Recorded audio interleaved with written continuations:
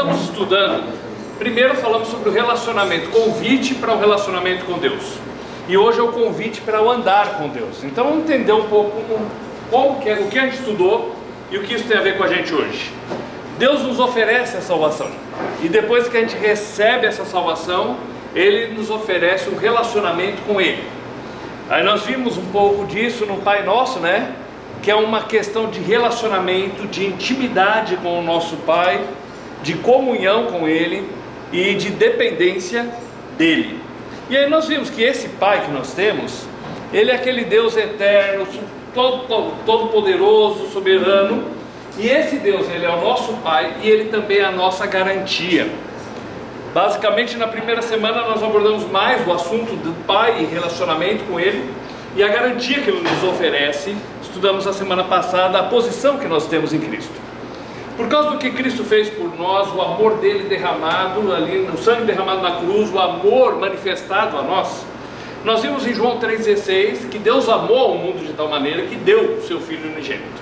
E aí nós vemos isso também em Filipenses 2,8, quando diz que Cristo foi obediente até a morte e morte de cruz, ou seja, até o fim, até as últimas consequências. Então Deus condicionou a nossa salvação não à nossa obediência, mas à obediência de Cristo.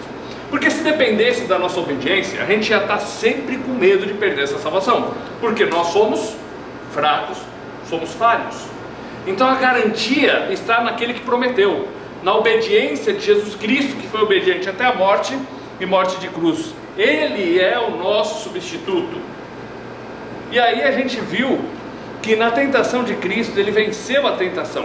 Se ele tivesse pecado em algum momento, seja lá no monte, seja no dia a dia dele, Ele não poderia ser o nosso substituto. Então a obediência dele tinha que ser completa até o momento da cruz, até o último suspiro. E sempre que ele foi tentado, pensando no dia da tentação, ele sempre respondia: está escrito. Ou seja, a palavra de Deus, ela é autoridade, deve ser autoridade sobre a nossa vida. Fica o exemplo dele. Lá em Romanos 3 e 4 fala o quê? Se eles não creram, anula a fidelidade de Deus. E a resposta é: de maneira nenhuma. Seja sempre Deus verdadeiro e todo homem mentiroso. Em 1 Pedro 3, 18, diz assim: pois Cristo morreu uma única vez pelos pecados, o justo pelos injustos, para nos conduzir a Deus. E aí quando fala sobre isso, mostra que o sacrifício dele foi definitivo, não precisa mais ter sacrifício, e ele também foi suficiente. Deus ficou satisfeito, não precisa fazer mais nada, Ele fez tudo. Em João 1,12 fala que nós somos filhos de Deus ao receber Jesus, ao crer nele. Em Gálatas 3,26 fala que nós somos filhos de Deus. Gálatas 3,27 fala que nós somos revestidos de Cristo.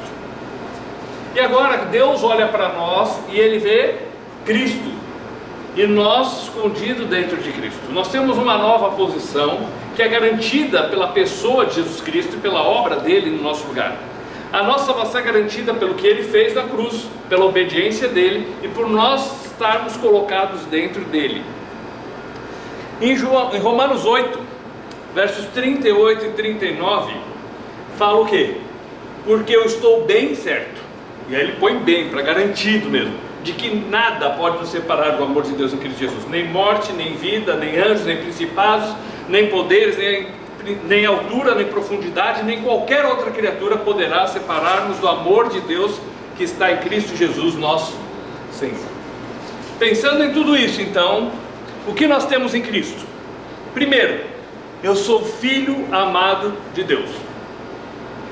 Quando nós paramos para pensar um pouquinho do que é isso, do que isso significa para a nossa vida, nós temos que pensar o seguinte: eu sou aceito por Ele, eu tenho acesso a Deus.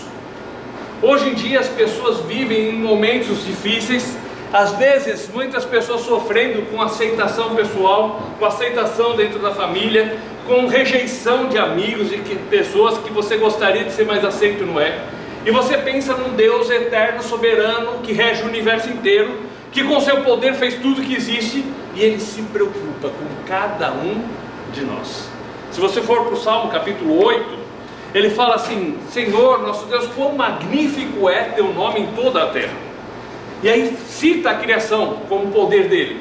E aí fala: e quem é o homem para que tu penses nele, para que olhe para ele? E Deus olha para nós e se preocupa. Deus, na sua grandeza, se preocupa individualmente com cada um de nós. Quando nós pensamos que somos filhos de Deus, nós temos acesso até Deus, podemos chegar diante dele, derramar o nosso coração, colocar nossos problemas, viver na presença dele. Somos aceitos por ele. Você pode ser rejeitado pelas pessoas, por uma família, pela sua família, por alguém, mas você é aceito por Deus, por causa do sacrifício de Cristo. Temos o aconchego da comunhão, da amizade, de poder chegar e derramar o nosso coração diante dele, de sentar no colo, vamos dizer assim, e ajuda no momento oportuno. Também em Cristo, além de sermos filhos amados de Deus, e tudo isso ser uma verdade para nós, nós somos amigos de Deus. Em João capítulo 15, esse a gente não leu ainda, João 15, 14, fala sobre isso. Jesus aqui está falando com os discípulos, na última noite dele, antes de ser traído e crucificado, e ele começa a falar para os discípulos sobre a vida, sobre o dia a dia, sobre o relacionamento deles. E olha o que diz no verso 14 e verso 15. Vamos ler os dois versos. Vós sois os meus amigos, se fizerdes o que eu vos mando. Já não vos chamo servos, porque o servo não sabe o que faz o seu senhor, mas tenho-vos chamado amigos, porque tudo quanto ouvi de meu Pai vos tenho dado a conhecer.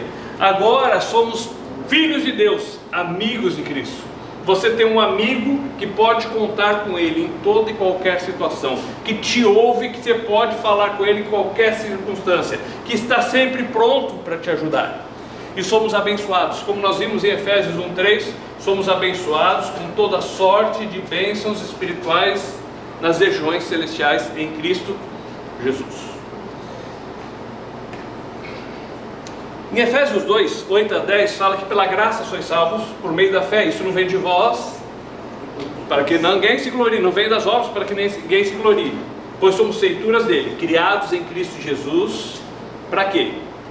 Para as boas obras, as quais Deus de antemão preparou para que andássemos nelas. Ou seja, Deus preparou um caminho para nós, Deus nos chama a esse caminho, Ele quer que a gente ande junto com Ele, quer que ande nesse caminho. E aí chegamos ao que envolve para nós hoje. Deus por amor entregou o seu Filho, Cristo por amor entregou a sua vida, e agora, em resposta a esse amor, eu me entrego a Ele.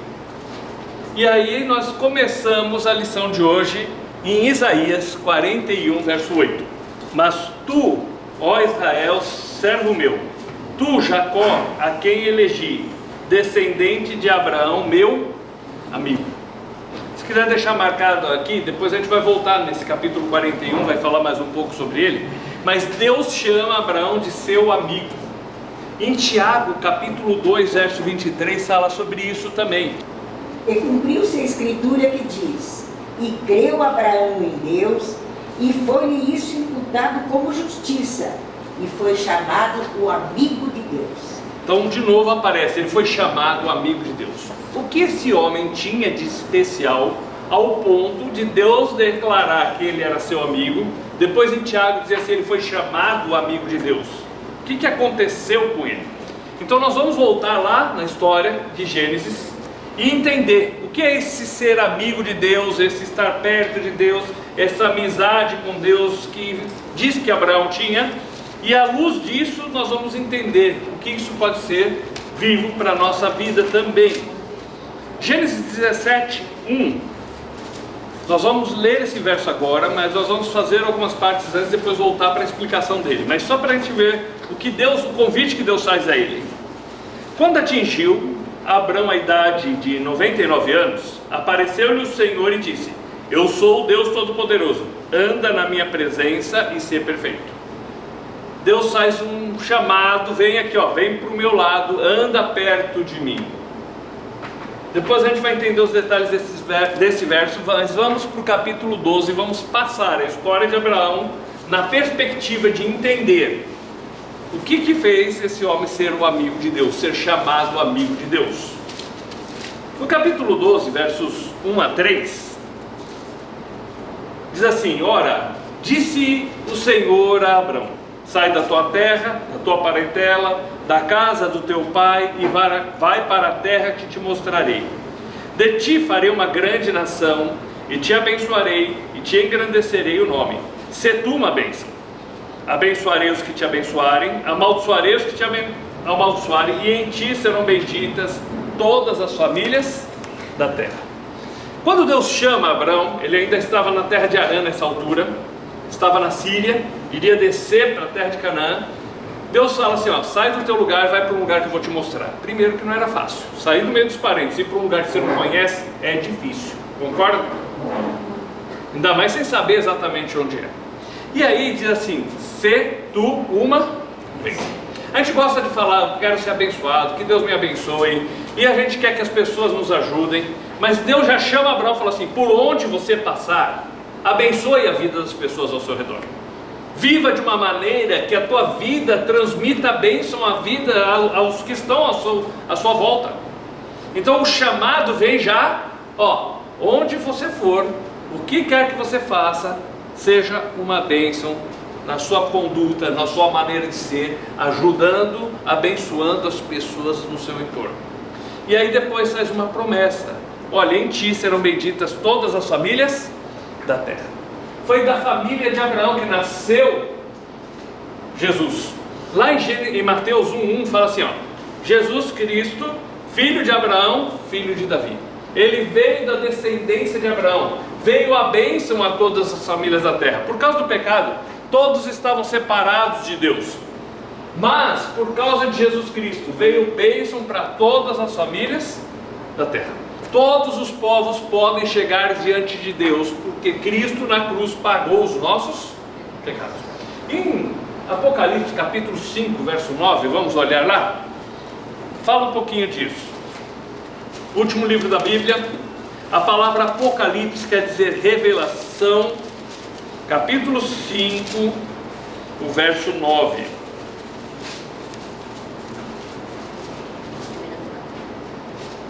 E entoavam um novo cântico, dizendo: digno é o Cordeiro de tomar o livro, de abrir os selos, porque fostes morto e com teu sangue compraste para Deus os que procedem de toda tribo, língua, povo e nação.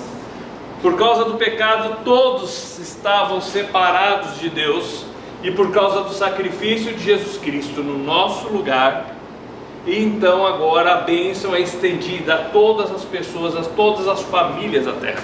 E é interessante citar famílias, porque só no Brasil existem mais de 320 povos diferentes, povos indígenas. Destes, mais de 100, quase 200 deles têm a sua língua ainda, preservam os seus costumes. E nós nem sabemos alguns deles que existem lá no meio do Amazonas. Nós sabemos os que estão no nosso entorno aqui. E o sacrifício de Cristo se estende a todas as famílias da terra.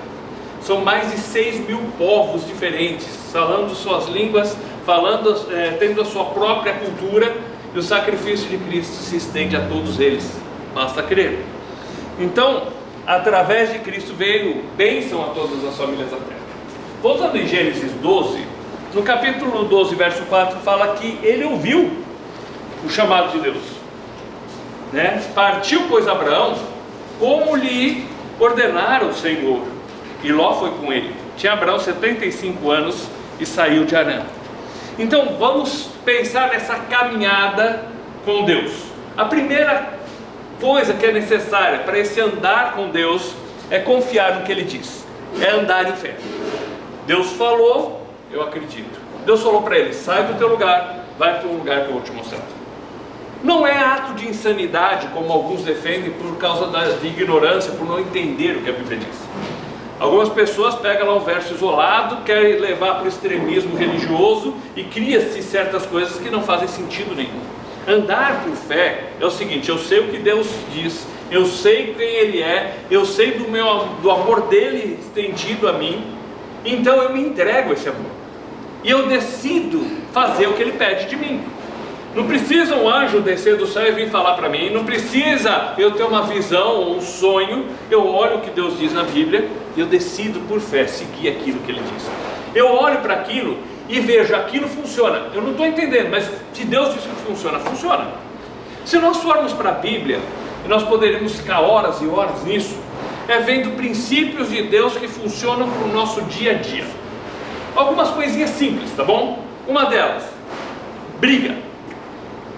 A Bíblia fala em Provérbios assim: a palavra dura suscita a ira e a palavra branda desvia o furor. Funciona ou não funciona? Quando está uma discussão, um levanta a voz, o outro levanta mais ainda. Se a gente abaixa o tom de voz, vai começando a trazer mais calma e a briga vai diminuindo. Mas se eu falo palavras duras, aumenta a ira. Coisas bobas do dia a dia. A Bíblia fala como viver, como lidar com as finanças, por exemplo. Uma das coisas que a Bíblia diz assim, ó: eu aprendi a viver contente com as coisas que eu tenho. Se a gente aprende a viver contente com o que tem, a gente não se endivida, não faz loucura por aí, por querer viver num nível que não é o nosso. Também fala sobre dinheiro assim: o amor ao dinheiro é a raiz de todos os males. O dinheiro não é o problema. O dinheiro é dinheiro, pode nos ajudar nas coisas. Agora, o problema é amar o dinheiro. E aí, por causa de amar o dinheiro, as pessoas enganam, traem, fazem coisas, tem corrupção, porque amam o dinheiro, quer muito dinheiro para si. E às vezes não precisa ter dinheiro, você pode não ter e amar também. Querer ser rico a qualquer custo. Então a Bíblia tem princípios para tudo na vida da gente. E o andar com Deus é eu saber o que Ele diz, e se Deus diz que é para fazer, eu acredito que funciona, eu vou fazer. Quando fala sobre relacionamento conjugal lá em Efésios, por exemplo, fala: olha, a mulher respeite o marido ame a esposa. Funciona ou não funciona? Se tiver amor e respeito dentro do casamento, vai funcionar ou não? Vai. Tudo bem que a gente vai olhando o capítulo, ele dá exemplos, dá detalhes. Mas o que é amar de verdade? Ele usa o exemplo de Cristo lá em Efésios 5. Fala assim: amar como Cristo amou a igreja, que é um amor de entrega, de renúncia. Se você está disposto a se entregar, a renunciar, você vai conseguir andar bem com as pessoas. E aí são muitos princípios para a criação de filhos, como lidar com empregados, como o empregado lidar com o patrão. Princípios para todas as áreas da nossa vida, como criar filhos. Então, o que é o andar com Deus? Em fé, eu olho para o que Deus diz, eu acredito no que Ele diz e eu tomo um passo na direção do que Ele pede de mim. Então, andar com Deus é acreditar e fazer aquilo que Ele pede de mim. No capítulo 13, tem outra virtude, outra questão que nós vamos olhar. Capítulo 13, versos 8 a 10. Para a gente entender aqui, enquanto vocês vão abrindo, Ló foi junto com Abraão e os dois tinham muito gado. E chegou uma altura que a terra não comportava, não tinha pasto suficiente para o rebanho que Abraão tinha e para o rebanho que Ló tinha. E aí Abraão faz uma proposta para Ló, versículos 8 a 10. Disse Abraão a Ló: não haja contenda entre mim e ti, e entre os meus pastores e os teus pastores, porque somos parentes chegados. Acaso não está diante de ti toda a terra? Peço-te que te apartes de mim. Se fores para a esquerda, irei para a direita. Se fores para a direita, irei para a esquerda. Levantou Ló os olhos e viu toda a campina do Jordão, que era toda bem regada, antes de haver o Senhor destruído Sodoma e Gomorra, como o jardim do Senhor, como a terra do Egito, e como quem vai para Zoar. Então, Abraão chega e fala assim: Ló, a terra toda está aqui, escolhe para onde você quer ir. Só que vamos pensar um pouquinho. Deus havia feito uma promessa para quem? Para Ló ou para Abraão? Para Abraão. Abraão poderia chegar e dizer assim: eu vou escolher, porque, calma aí, você veio só de bagagem, meu amigo. Deus falou comigo, você veio de bagagem. Também, por ser mais velho, teria o direito de escolha primeiro. Mas ele chega para Ló: escolhe. Isso mostra uma coisa: ele tinha uma confiança de que Deus estava no controle de tudo, que ele poderia descansar naquilo que Deus tinha dito para ele. O que Deus disse para ele? Eu vou te dar uma terra. Então, não importa para onde Ló vá, Deus é que vai dar a terra para mim, não sou eu que vou escolher. A minha confiança está nele, eu descanso no que ele disse, eu descanso no que ele prometeu, e eu descanso em quem Deus é. Eu confio nesse Deus ao ponto de não precisar ficar brigando por algo, porque eu sei que Deus ainda vai tomar as rédeas, e Ele vai me direcionar, e Ele vai me ajudar. Ló pode escolher onde ele quiser ir. Eu confio, eu descanso que Deus tem o melhor para mim. Às vezes a gente vive situações semelhantes. As pessoas no mundo querem um engolir o outro, e às vezes a gente não entende certas coisas que acontecem, parece que puxam o nosso tapete ou querem nos prejudicar por causa de alguma coisa. Lembre-se que se você tem um Deus e você confia que Ele vai cuidar de você, e aquilo que Ele diz é verdade, e por causa de quem Ele é, você pode descansar nas situações que surgem na sua vida. É assim que Ele age conosco. Versículo 11, a decisão de Ló. 10 fala que ele viu a campina, né? E no 11 diz que ele tomou a decisão. Então Ló escolheu para si toda a campina do Jordão e partiu para o Oriente. Separaram-se um do outro. O que acontece? Ló toma uma decisão. E a decisão que ele toma foi baseada no quê? Ele pensou, conversou com Deus, pediu o que Deus achava, ele refletiu, ele sondou, ele pensou? Não. Ele decidiu primeiro de forma precipitada e pela aparência. Quando a gente quer tomar decisões por impulso ou pela aparência, nós podemos quebrar a cara de uma forma muito grande, não é? Então, de repente, a moça vê aquele cara, se fosse na minha época, né? Mais de 50 anos atrás, né? A moça olhava, ai que pão, cascadura e miolo mole, né? De repente, é o cara, decide, a moça linda, maravilhosa, mas e aí? E o dia a dia? E como vai ser o relacionamento?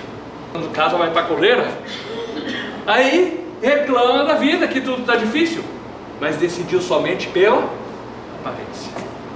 Às vezes a gente faz isso em decisões do dia a dia, toma impulso, às vezes escolha de um carro, seja o que for na vida da gente, nós devemos parar, refletir, pensar nas consequências de uma decisão que nós vamos tomar, ver se aquilo é o melhor, pedir conselho, pensar, Deus, se tem alguma coisa errada no meio disso, me orienta, me ajuda a ver, mas não tomar decisões, nem por impulso e nem por aparência. Versículo 13.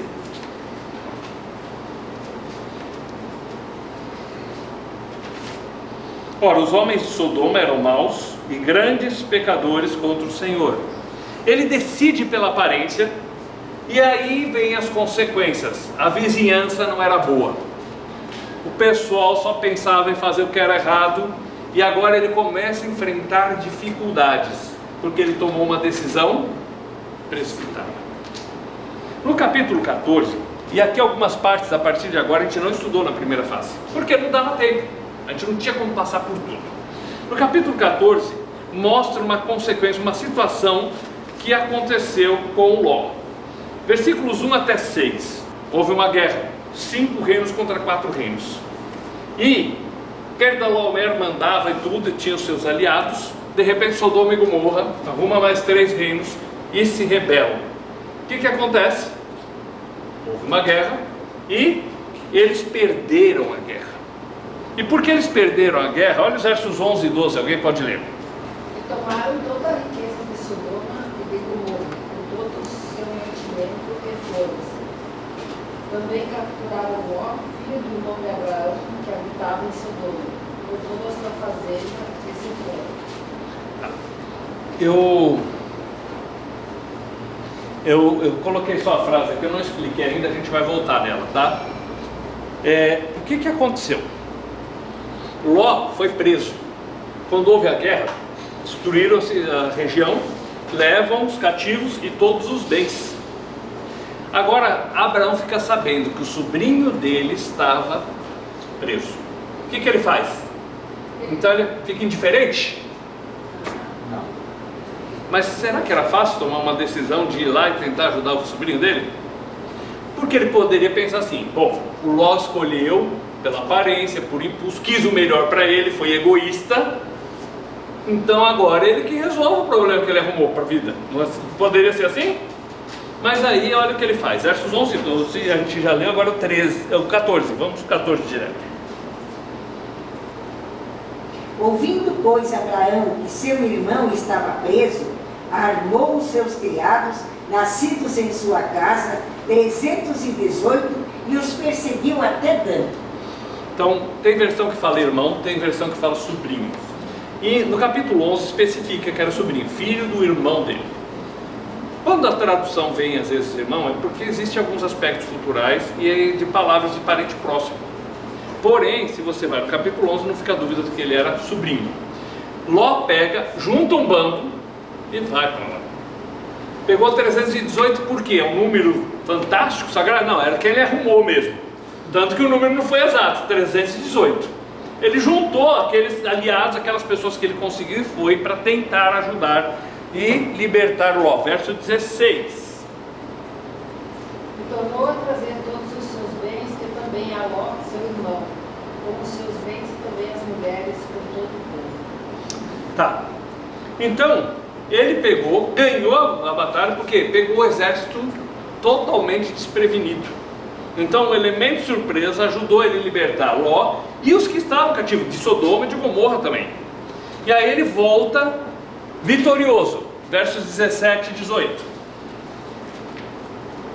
E o rei de Sodoma saiu-lhes ao encontro, depois que voltou de ferir a Quedorlaomer e os reis que estavam com ele. Então ele voltou vitorioso no vale de Savé, que é o vale do rei. Então ele volta vitorioso, com as pessoas e os bens que ele havia conquistado nessa batalha, porque ele pegou todo aquele despojo que os outros tinham levado, trouxe de volta, tá? Versículo 19. Desculpa, eu errei em não mandar ler o 18, tá bom? Então vamos ler o 18 e depois a gente vai para o 19. Vamos primeiro ler o 18. Melquisedeque, rei de Salém, trouxe pão e vinho. Ele era sacerdote do Deus Altíssimo. Bom, vamos lembrar que a função do sacerdote, ele pegava e ele ia oferecer o sacrifício e ele orava a Deus intercedendo pelas pessoas. Aí a gente pensa, e hoje precisa disso? Lembra lá em Hebreus 4, que a gente leu semana passada e retrasada, que nós não temos um sumo sacerdote, o sumo sacerdote é o chefe deles, que não possa se compadecer das nossas fraquezas, mas um que, como nós, foi tentado em tudo, mas sem pecado. Por isso nós podemos lá chegar a Deus com confiança, encontrando lá um trono de graça e misericórdia e ajuda, socorro em tempo e ocasião oportuna. Então, quando fala de sacerdote, hoje nós olhamos para Cristo, Ele é o sacerdote que nos conduz direto para Deus. Você não precisa de um líder religioso para falar com Deus, você pode falar diretamente com Deus. Bom, Melquisedeque era um desses sacerdotes, ele intercedia, ele oferecia sacrifício, e ele vai e oferece pão e vinho a Abraão. Versículos 19 e 20. Abençoou ele a Abraão e disse: Bendito seja Abraão, pelo Deus Altíssimo, que possui os céus e a terra. E bendito seja o Deus Altíssimo, que entregou os teus adversários nas tuas mãos. Terminou aí na sua versão, João? E de tudo que deu a Abraão, disse. Tá, vamos entender algumas coisas aqui. A primeira coisa que a gente tem que entender é o seguinte: quando Abraão foi para a batalha, ele foi confiando em Deus, que no meio da dificuldade que tinha, ele poderia confiar na ajuda de Deus. Então ele não foi confiando que ele ia conseguir, que ele ia ser bom, que ele ia ser o melhor, que ele, imagina, 5 exércitos haviam perdido, mas ele foi confiando em Deus. Isso mostra para a gente uma lição sobre o nosso dia a dia. Tem momentos da nossa vida que nós encaramos os problemas de frente, temos capacidade, temos uma formação para aquilo e conseguimos vencer isso. Mas tem momentos que nós nos sentimos incapazes. Tem momento que os problemas vêm sobre nós e nos derrubam, nos assolam, nos assustam. E a gente pensa, o que eu vou fazer? Mas nesse andar com Deus, nesse relacionamento com Deus, esse andar perto dele, nós podemos enfrentar as adversidades da vida, porque nós temos alguém que nos suporta e nos ajuda nesses momentos de dificuldade. E Abraão foi para lá na confiança de que Deus o ajudaria. E aí na volta ele reconhece que a vitória havia sido dada por Deus. Não foi porque ele era melhor, mas porque Deus o ajudou. E o ato de ele dar o dízimo foi o seguinte: ele foi para a batalha sem nada de dinheiro, vamos pôr, de coisas, de bens. Ele volta com aqueles despojos todos. E aí quando ele oferece aquilo a Deus, ele fala o seguinte: eu fui sem nada, Deus me ajudou, e em reconhecimento ao cuidado dele e à ajuda dele, então eu dou isso em gratidão por aquilo que ele fez por mim. Não houve coação. Houve coação? Melquisedeque chegou lá: você tem que fazer? Você tem que dar? Não. Foi uma atitude do coração dele de reconhecer: Deus me ajudou no meio de tudo isso. E tudo isso que eu estou trazendo hoje é porque Ele me ajudou. Então eu reconheço isso, sou grato a Ele pelo que Ele fez por mim. Essa que era a atitude dele nesse momento. Não houve pressão, não houve aqueles leilões que algumas igrejas estão fazendo, aquele leilão, né? E não houve musiquinha, quem dá muito vai para frente, quem dá pouco vai para trás. Não houve nada disso, não é um brigue com Deus. Era um reconhecimento íntimo dele de que Deus me deu tudo, então eu sou grato a Ele por aquilo que Ele fez por mim. Meu andar com Deus, ele envolve o seguinte: reconhecer que tudo que eu tenho e tudo que eu sou vem de Deus. Uma das formas desse reconhecimento foi quando Abraão pegou e deu o dízimo. Mas quando eu oro e agradeço a Deus pelo meu dia, pela comida no meu prato, pela sabedoria para lidar com uma circunstância difícil, eu tenho que reconhecer que hoje, se eu tenho alguma coisa, ou se eu sou alguma coisa, é porque Deus tem me dado capacidade, tem me dado sabedoria, tem me ajudado nas minhas dificuldades.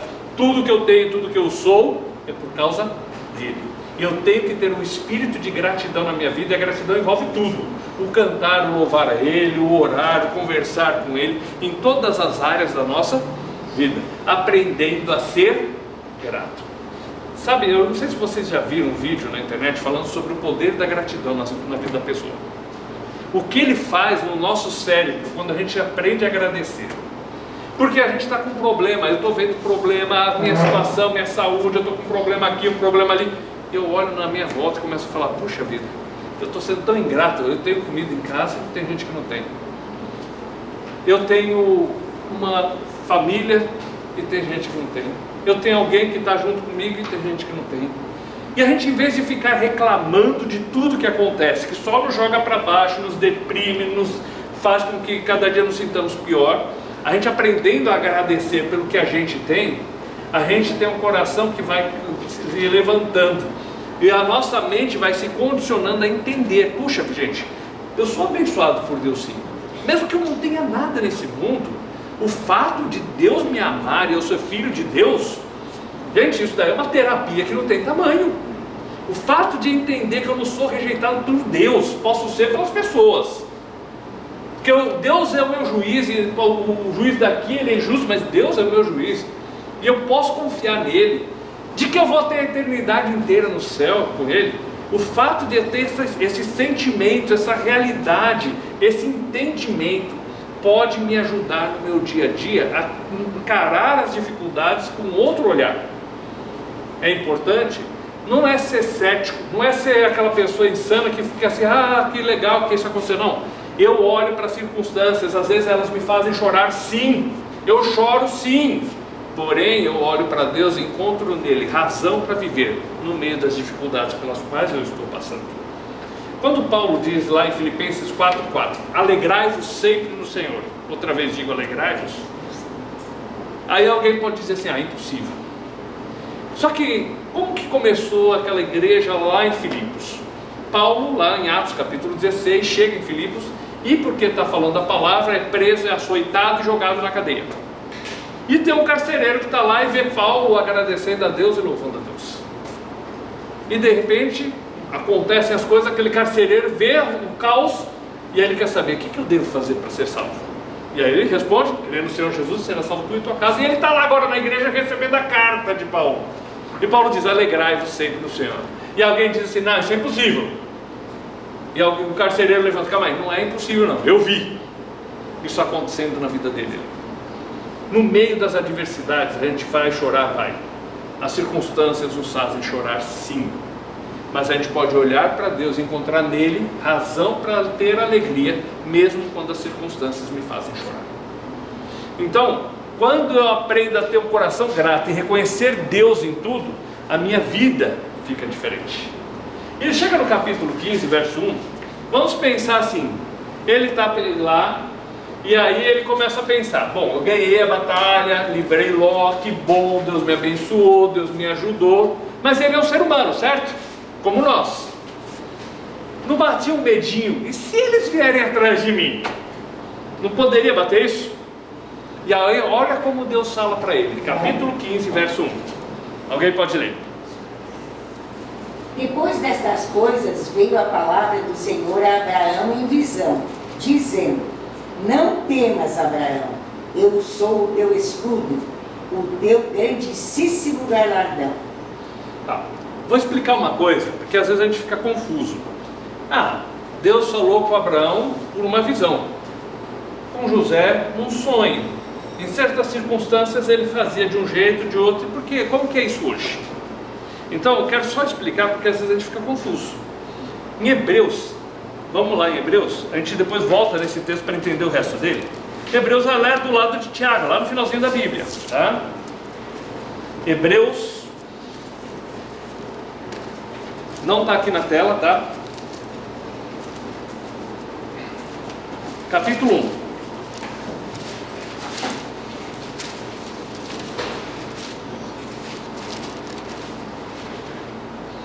Versículo 1. Hebreus 1, 1. Havendo Deus antigamente falado muitas vezes, e de muitas maneiras aos pais pelos profetas, a nós falou nesses últimos dias pelo Filho. Tá. É isso aí. E é isso aí. Deus no passado falou como? Muitas vezes, de muitas maneiras. Visão, sonho, tá? Voz audível. Usou um profeta para falar, certo? Então, no passado, Deus falou à nação de Israel muitas vezes, de muitas maneiras diferentes, aos pais. Quem são os pais? Os pais da nação, os antepassados de Israel, através de profetas, mas nos últimos dias fala através de Cristo. Então, quando nós pensamos hoje em conhecer a Deus, saber a voz de Deus, nós temos um privilégio muito maior do que as pessoas daquela época. Naquela época não tinha palavra escrita. Se eles queriam saber alguma coisa, ou Deus vinha e falava, ou eles não iam saber, certo? Hoje nós temos a palavra inteira aqui pra gente. Como que ele fala pra gente? Através daquilo que ele revelou no passado e deixou escrito para que nós pudéssemos aprender. Então nós vamos aqui e nós podemos entender o que Deus espera de nós, encontrar o ânimo para situações difíceis, encontrar conselhos para o dia a dia da nossa vida. Então Deus hoje nos fala através de Cristo e através da sua palavra. Vamos voltar lá? No Gênesis capítulo 15, verso 1. Deus aparece para ele. E aí fala assim: eu sou o quê? Como que Deus se manifesta a ele? Não temas, eu sou o teu escudo, o teu galardão será sobremodo grande. Quando fala que é escudo, eu sou a tua proteção. Ou seja, Abraão poderia se sentir inseguro pelo momento que ele estava vivendo, mas ele sabia que ele não precisava ter medo, porque Deus estava com ele e o protegeria no meio das dificuldades que viriam, ou se é que elas viriam. Mas ele podia confiar em um Deus que cuidava dele e que o recompensava. O texto de Isaías 11:10, a gente leu no começo do estudo, o 41:8, onde Deus diz: Abraão, meu amigo. Tá? Agora a gente vai ver o 41:10. Diz assim: não temas, eu sou contigo. Não te assombres, eu sou o teu Deus. Eu te ajudo, te fortaleço e te sustento com a minha destra fiel. Algumas versões podem dizer destra da justiça, outra fiel. Mas vejam só, não temas, eu sou contigo. A mesma coisa que Deus falou para Abraão, ele está falando para a nação de Israel lá na época de Isaías. Voltando aqui agora, verso 2. Alguém pode ler o verso 2? Então, no andar que eu tenho com Deus, eu sempre sou amparado e protegido por Ele. Eu não preciso temer o que venha pela frente, porque Ele me ampara e Ele me protege. Verso 2 agora. Gênesis, voltando em Gênesis, desculpa aí, gente, esqueci de falar que voltou para lá. Gênesis, capítulo 15, o verso 2. Então disse Abraão: Senhor Jeová, que me has de dar 2 anos sem filhos, e o mordomo da minha casa é o Damasceno Eliezer? Então, Eliezer ou Eliezer, depende da versão. Então, olha só, ele chega, tá, Senhor, o Senhor disse para eu não ter medo, o Senhor disse para eu confiar no Senhor, mas poxa, eu não tenho filho ainda. Não parece até que Abraão está sendo meio ingrato na hora? Poxa, Deus está dizendo que vai proteger ele reclamando. Deus, ele é tão grande, ele é tão bom, que ele permite que a gente abra o coração diante dele. Nos Salmos, isso acontece demais. E tem algumas horas nos Salmos que você lê lá e fala assim, poxa, como que o cara fala assim com Deus? Por que Deus deixa isso escrito? Porque Deus permite o homem falar diante dele, se expressar seus sentimentos, se lançar, e aí depois Deus traz o alento e a resposta que a pessoa precisa. É na presença de Deus que a gente encontra resposta para os nossos dilemas e razão para o nosso viver, alegria para o nosso viver. Continuando, versículos agora 5 e 6. Então conduziu até fora e disse: Olha para os céus e conta as estrelas, se é que podes. Ele disse: Será assim a tua posteridade. E os 6 também. Ele criou o Senhor e isso lhe foi imputado para a justiça. Então, Deus falou assim, olha as estrelas do céu, você consegue contar todas? E aí falou assim, assim será a tua descendência. E a Bíblia diz que ele creu. Agora é interessante quando fala que ele creu, porque não era fácil acreditar. Ele não tinha filho nenhum, a mulher dele era estéril, e ele acreditou no que Deus falou. E a Bíblia diz que isso foi imputado como justiça. A palavra imputar quer dizer colocar na conta, tá? E lá em Romanos fala quando que Deus faz isso com a gente, imputa justiça na nossa conta. Então aqui Abraão foi assim, quando ele creu em Deus, Deus imputou isso como justiça, certo? Vamos ver em Romanos como ele faz isso com a gente? Romanos 5:1. Justificados, pois, mediante a fé. Lembra lá que Abraão creu em Deus e isso lhe foi imputado por justiça. Então, como que nós somos justificados? Como que Deus imputa, coloca na nossa conta a justiça? Então vamos pensar o que é o ato de imputação. Tem uma ficha. Pensa no lado financeiro. Está lá o que você comprou. Pá, a dívida ali. Aí, caderneta, dessas coisas todas. Aí você vem e coloca do lado. Pagou a conta e aí coloca do lado de crédito. Foi pago. Quando fala que foi imputado justiça, é assim, na nossa conta estava pecador, miserável, vai para o inferno. Está perdido. Aí vem Cristo e morre no nosso lugar. No momento em que eu creio, Deus coloca na minha conta a justiça de Cristo. Eu não sou justo, eu sou pecador. Mas Ele foi justo. E por causa da obediência dEle é que eu posso chegar até Deus. Então Deus pega e coloca na minha conta justiça. Justificados, pois, mediante a fé. Temos paz com Deus, por meio de nosso Senhor Jesus Cristo. Lembra que a gente falou lá na primeira fase, mostrava aquela figura do espírito morto, porque o ser humano estava longe de Deus, separado de Deus, espiritualmente morto. Agora Deus dá vida naquele espírito e nós temos paz com Deus. Antes nós éramos inimigos de Deus por causa dos nossos pecados. Olha o verso 6, Romanos 5:6. Porque Cristo, estando nós ainda fracos, morreu a seu tempo pelos ímpios. Ele morreu quando a gente era pecador, quando a gente era fraco, ou seja, incapaz de comprar a salvação, incapaz de ganhar a salvação, incapaz de ter a salvação. A gente não tinha condições, a gente era fraco. Aí verso 7. Alguém pode ler? Porque apenas alguém morrerá por um justo, pois poderá ser que pelo bom alguém pode alguém usar no grego? É. Então assim, alguém poderia pensar assim, por alguém bom eu posso pensar em morrer. Muito difícil. Mas o problema é que nós não éramos bons.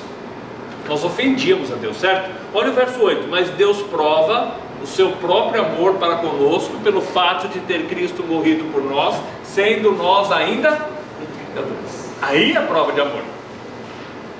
Quando a gente ofendia Ele, Ele envia o Filho dele. Quando a gente ofendia a santidade dele, o Filho dele morre no nosso lugar. Versículo 9. Alguém pode ler o 9 e o 10? Bom, vamos ler o 9, explicamos depois o 10. O 9. Logo, muito mais agora, tendo sido justificados pelo seu sangue, seremos por ele salvos da ira. Veja, se quando a gente era inimigo, Cristo morreu por nós, imagina agora que fomos justificados por causa do quê? Das nossas obras? Sim. De ser bonzinho? Da placa da igreja? Do quê?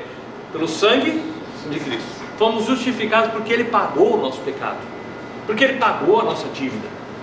E aí por causa disso a gente pode chegar diante de Deus. Então agora Ele vai mandar a gente para o inferno? De jeito nenhum, seremos salvos da ira. Quando a gente era inimigo, Ele deu o Filho dele por nós. Imagina agora o que Ele não vai fazer por nós. Verso 10.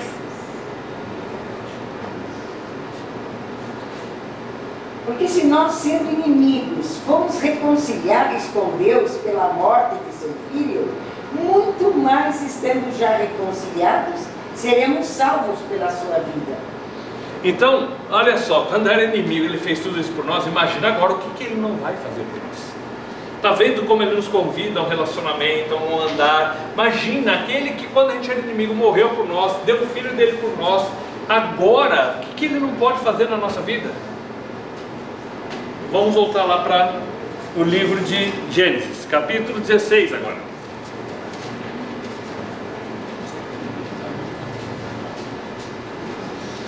Bom, antes da gente ler o capítulo 16, a gente tem visto essas coisas boas e tal, e a gente pensa na nossa vida, tá bom? Depois que eu entendi que Cristo pagou os meus pecados na cruz, e agora eu quero ter um relacionamento com Deus, eu quero estar perto dele, certo? A gente ficou perfeito?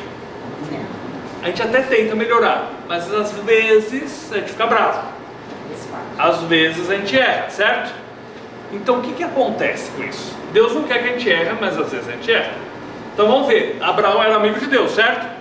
Capítulo 16, versos 1 e 2, alguém pode ler. Ora, Sarai, mulher de Abraão, não lhe gerava filhos, e ela tinha uma serva egípcia, cujo nome era Agar.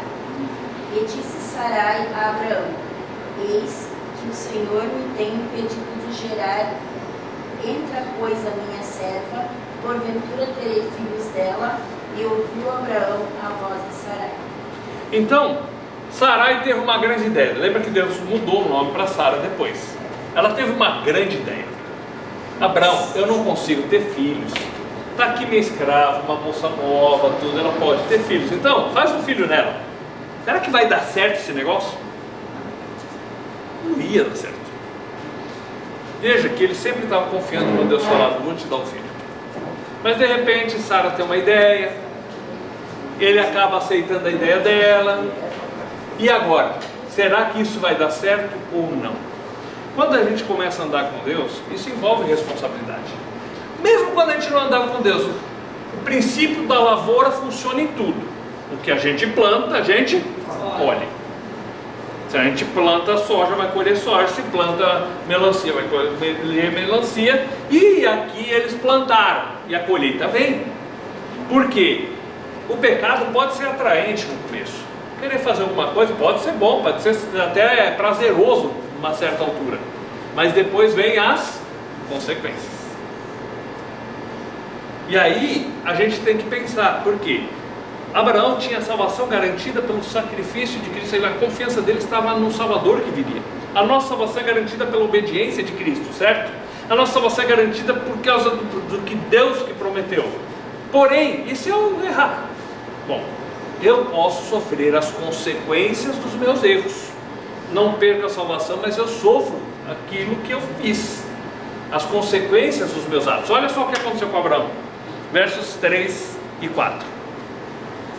Assim tomou Sarai, mulher de Abraão, a Agar egípcia, sua serva, e deu-a por mulher a Abraão, seu marido, depois de 10 anos que Abraão habitava na terra de Canaã. O 4 também, alguém pode ler? Ele possuiu a Agar e ela concedeu, porém, vendo que concedera, foi sua senhora desprezada aos seus olhos. Então, parecia um plano bom, só que na hora que ela percebeu que ela estava grávida, virou para Sara e começou a desprezar. E eu consegui dar o filho para o teu marido. Aí imagina, né? Pensa a tensão dentro da casa agora, né? Consequências do erro. Veja que o amor de Deus não muda conosco, porém aquilo que a gente faz de errado às vezes tem consequências duras para a vida da gente. Então não vale a pena pecar. Tem gente que tem uma concepção errada e pensa assim: ah, Cristo pagou tudo, pagou todos os meus pecados, então eu posso fazer o que eu quero. Tá, mas Ele convida agora para a gente andar perto dEle, procurar fazer a vontade dEle, ter um caminho novo, um caminho onde a gente vai ajudar as pessoas, um caminho onde a gente vai fazer o que é certo. E se eu fizer besteira, eu vou sofrer as consequências ainda. Eu não tenho passe livre para pecar. Não tá, agora faz o que você quer. Não, eu tenho uma responsabilidade. E se eu errar, as consequências vão vir daquele ato que eu fiz. Ela teve a ideia, agora estava sendo desprezada. Mas a consequência não parou por aí. Versos 5 e 6 agora.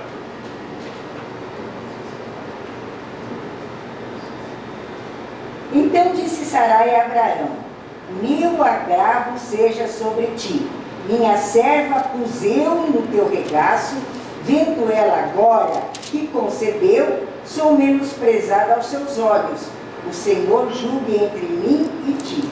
E disse Abraão a Sarai: eis que tua serva está na tua mão, faze-lhe o que é bom e aos teus olhos. E afligiu a Sarai, e ela fugiu de sua face. Então, olha a consequência. Sara surta. Aquela escrava miserável que eu pus lá na sua cama, agora ela está me desprezando. Nossa, não foi, mas deve ter sido daí para pior, né? Deve ter sido daí para pior. Ela surta para cima de Abraão. Se vira, dá um jeito. Mas calma aí, quem teve a ideia? Pecado traz consequências. Aí o casal começou a brigar por causa do erro.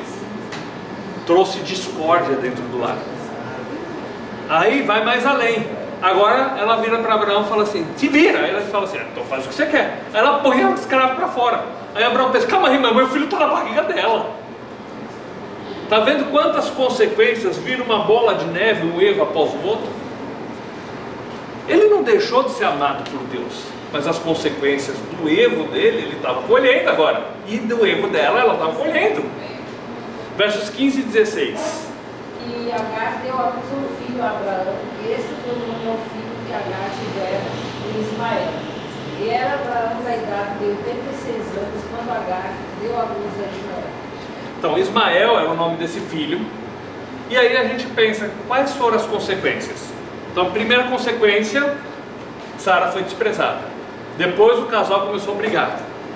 Aí põe a escravo para fora, mas o nenê estava lá, começa a preocupação. Nasce o nenê, chama Ismael. Quem que é Ismael? O pai da nação árabe. E até hoje existe uma guerra entre árabes e judeus por causa disso.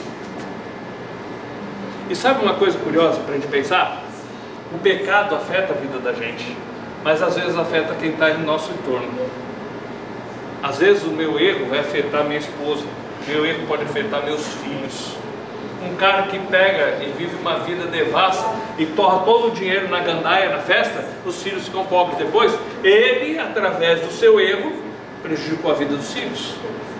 O pecado da gente pode prejudicar nossos vizinhos, porque eu posso ficar atormentando os vizinhos com a minha bagunçaiada. O pecado da gente pode afetar toda a nossa sociedade à nossa volta. Ou seja, o pecado ele é cruel, ele traz consequências para nós e para aqueles que estão na nossa volta. Às vezes, aquilo que a gente faz acontece trazendo problemas e dificuldades para aqueles que até amamos, mas a gente fez a besteira e agora vem a situação. E todos sofrem em volta. então o pecado é cruel, não vale a pena pecar, não podemos fazer isso. Mas às vezes nós erramos. Nós estamos pegando o exemplo de Abraão, o amigo de Deus. E por que Deus deixa uma história dessa na Bíblia então? Para mostrar que Abraão era gente como a gente. Se não tivesse nenhum erro dele na Bíblia, a gente ia achar, eu nunca vou conseguir. Mas a Bíblia mostra os acertos e os erros. E agora no capítulo 17 mostra o poder restaurador da graça de Deus numa família que havia sido destruída por causa do pecado. Olha capítulo 17, verso 1. Sendo, pois, Abraão da idade de 99 anos, apareceu o Senhor a Abraão e disse-lhe: eu sou o Deus Todo-Poderoso, anda em minha presença e ser perfeito. Voltamos àquele verso. Deus chega, Abraão, vem cá. Eu sou o Deus Todo-Poderoso, anda na minha presença e ser perfeito. Alguém consegue ser perfeito? Se Deus só falasse para ele, seja perfeito, seria impossível. E Deus não pede nada que seja impossível. Então Deus faz duas coisas antes de dizer sobre a perfeição. Primeiro ele lembra, eu sou o Deus Todo-Poderoso. E depois fala, anda comigo, e o resultado de você andar comigo, eu vou aperfeiçoar a tua vida. Isso aqui é interessante porque, olha só, quantas vezes a gente já pensou assim, a gente sabe, eu não posso estourar, não posso ser irado, vamos dar um exemplo, né? E aí de repente a gente explode em casa, fala coisa que não devia, e depois a gente fica, puxa vida, Deus, por que eu não consigo? Eu acho que eu nunca vou conseguir mudar. Então Deus já se apresenta para nós, eu sou o Deus Todo-Poderoso. Você sozinho não consegue, mas eu posso te ajudar, eu tenho poder para te ajudar. E aí fala, anda junto comigo, e o resultado desse andar é uma transformação de vida, e eu vou aperfeiçoando a sua vida. E Jesus faz uma ilustração muito interessante de como que é esse processo. Vamos em Mateus 11 para ver o processo? E é algo comum do dia a dia que ele usa para nos ajudar a entender como é esse processo de andar com ele e ser aperfeiçoado por ele. Mateus capítulo 11, primeiro a gente vai ler o 28, que a gente já leu no primeiro dia, e depois a gente vai ler os demais versos. Alguém pode ler?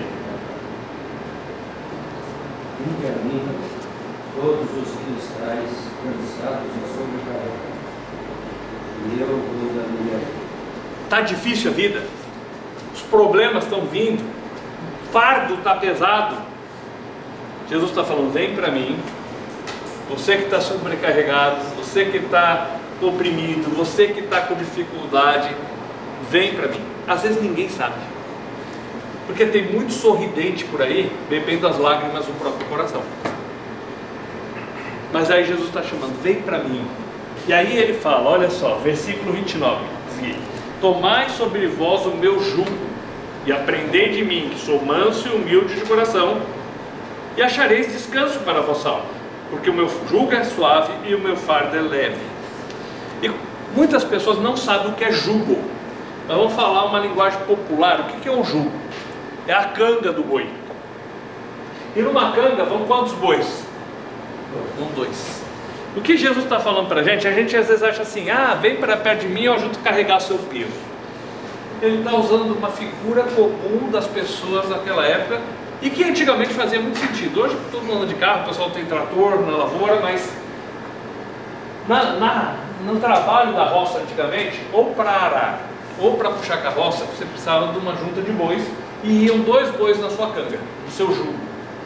E uma forma que eles usavam para fazer o animal acostumar com o jugo é o seguinte, pegava um boi que estava acostumado a andar na canga, puxar a carroça ou puxar o arado, e punha o chucro do lado. Quando o chucro segurava muito, o outro puxava. Quando o chucro queria puxar demais, o outro segurava. Ou seja, o andar do lado daquele que estava acostumado ia aperfeiçoando o passo do chucro. Ou seja, o que estava chucro aprendia com o outro por estar andando ao lado. Jesus está falando assim, está difícil a vida? Você está cansado? Você está sobrecarregado? Você está oprimido? Então, vem para cá. Pega, toma o meu jugo. Eu estou do lado da canga, vem aqui do meu lado. E nós vamos andar junto, lado a lado. E à medida que nós vamos andando junto, você vai aprender de mim. Você vai aprender com o meu passo. Porque eu sou manso e eu sou humilde. Naturalmente, nós seres humanos, ninguém é manso e ninguém é humilde. O ser humano quer as coisas do jeito dele. O ser humano é orgulhoso, às vezes não fala, mas lá dentro está se estufando. E Deus está chamando, Jesus aqui no caso está chamando a gente, vem do meu lado, vamos andar junto, e você vai aprender a ser manso, e você vai aprender a ser humilde. Deus falou para Abraão, Abraão, anda na minha presença e ser perfeito. E a consequência de esse andar junto é que eu vou aperfeiçoando a tua vida. E Jesus está falando, anda do meu lado, e você vai aprender de mim. E é esse o chamado, o convite de Deus para nós, dentro dessas lições.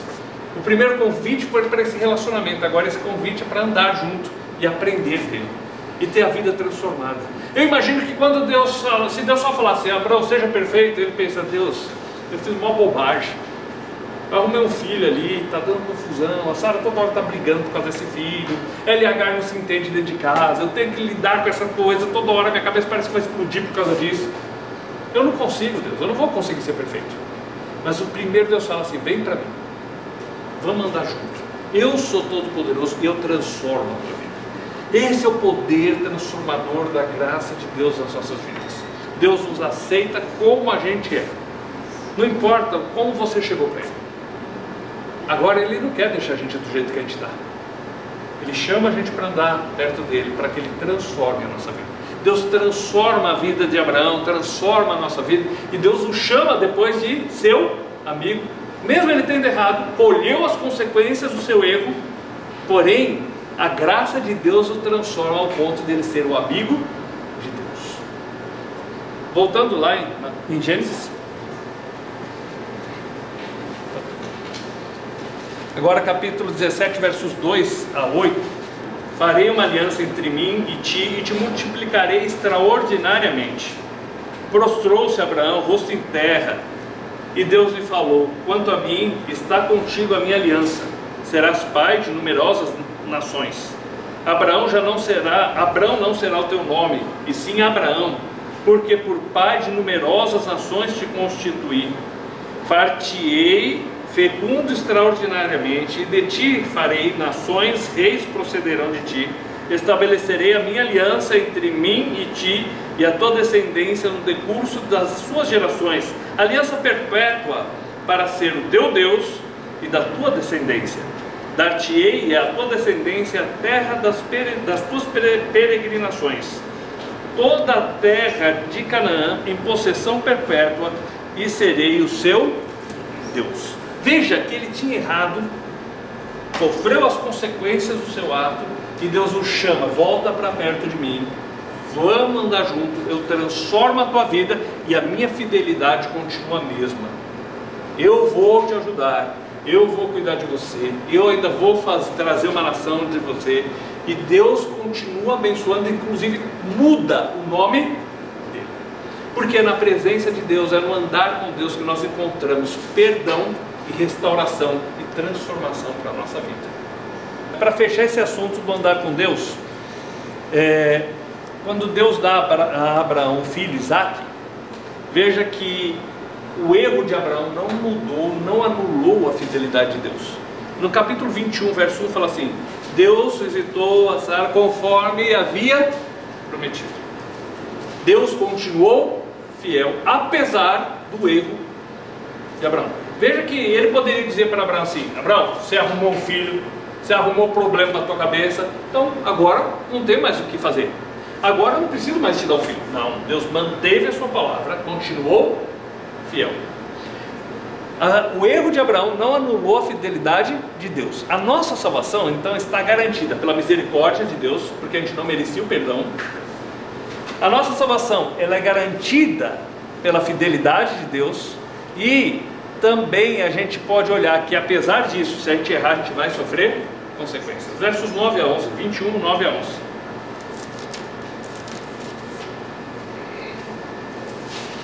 E viu Sara que o filho de Agar, a egípcia, tinha dado a Abraão, zombava. E disse a Abraão, ponha fora esta serva e o seu filho, porque o filho desta serva não herdará com Isaque, meu filho. E pareceu esta palavra muito má aos olhos de Abraão, por causa do seu filho. De novo, as consequências. aqui já tinham passado 14 anos até Isaac nascer. Ele já estava com 2 anos, Isaac, nessa altura, e Ismael tinha 16. Ismael começou a zombar. Aí Sara surta de novo. Esse filho dessa escrava não vai ser herdeiro junto com meu filho aqui. E de novo começa a confusão. Por quê? Por mais que Deus o restaurou, perdoou e ajudou, as consequências estavam ali, não tinha como mudar. O Ismael estava ali. Então, a salvação, ela é garantida. Mas se a gente comete erros, a gente colhe as consequências desses erros. Há perdão? Sim. Há restauração? Sim. Há transformação? Sim. Mas algumas consequências a gente sofre. Então não compensa pecar, não vale a pena. Mas se um dia acontecer, Deus oferece restauração, perdão e transformação para nós. Nós somos chamados para ter um relacionamento com Deus e um andar com Deus. No relacionamento, nós entendemos quem nós somos. Agora, Deus me aceita, Deus me ama. Se eu me sentia rejeitado pela sociedade, se eu me sentia discriminado por alguém, se eu sofri bullying no passado, se eu sofri atitudes de preconceito racial, não importa. Deus me ama. Meu pai me ama, eu sou um filho amado dele. Não importa o que os outros digam, o que os outros pensem, eu tenho um relacionamento de acesso com esse pai maravilhoso. Não importa o que eu passei na vida, ele agora me ama, me acolhe, me ajuda, cura as minhas feridas. Eu tenho diante dele a ajuda que eu preciso, o conforto, o consolo, o aconchego. Então, tudo isso eu tenho nesse relacionamento com ele. E também ele me chama para um andar com ele. Um andar que pode transformar a minha vida. Um andar que me traz esperança, que me transforma de um cara orgulhoso para um cara humilde, de um estourado para uma pessoa mansa. Um andar que muda a minha vida, a minha conduta, os meus pensamentos, que me faz refletir como vou viver essa vida. Um andar onde eu olho para o que ele diz e eu confio no que ele diz, e isso orienta os meus passos no meu dia a dia. E eu começo a olhar para a Bíblia e dizer assim: que seja sempre Deus verdadeiro e todo homem mentiroso. Deus, eu quero estar perto de ti. E aí veja como as duas coisas andam junto, o relacionamento e o andar. Quando Abraão estava lá no fundo do poço, Deus estica a mão e fala assim: eu sou o Deus Todo-Poderoso, anda na minha presença e ser perfeito. Relacionamento e andar andam juntos. Nós temos uma responsabilidade. Não podemos sair por aí fazendo o que queremos. Se errarmos, colheremos consequências. Embora a salvação é garantida pela obediência de Cristo e pela fidelidade daquele que prometeu, que é Deus, eu sei que se eu fizer coisas erradas eu não perco a salvação, mas eu sofro aquelas consequências. Então eu vou procurar ter esse relacionamento e esse andar que produz algo maravilhoso na minha vida, que produz perdão, que produz restauração, que produz transformação no meu viver. Boa semana para todos.